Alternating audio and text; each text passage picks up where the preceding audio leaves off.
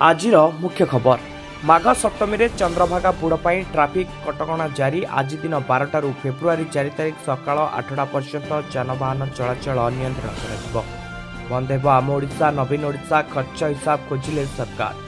बालेश्वर में आकाश मार्ग में प्रतिरक्षा व्यवस्था क्षेपणास्त्र 3 थर परीक्षामूलक उड़ाण सफल। पुरी भालुखंड अभयारण्य 2 मासरे 9 कृष्णसार मृगों अकाल मृत्यु। पुरी में चलित वर्ष श्रीक्षेत्र में रथ निर्माण पर रथकाठ है अनुकूल। माघरे 34 टपिला भुवनेश्वर तापमात्रा आगकू हो पारे असंभाल।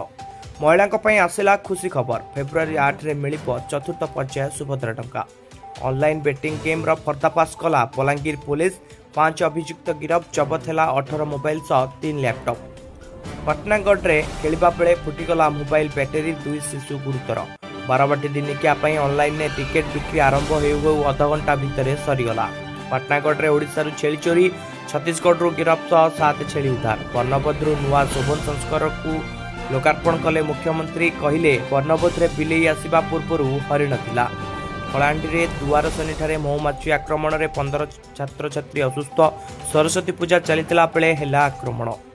नाक्रेटिंग केलेंकारी संबलपुर विश्वविद्यालय जड़े प्रोफेसर 10 जन को बांधी सीबीआई।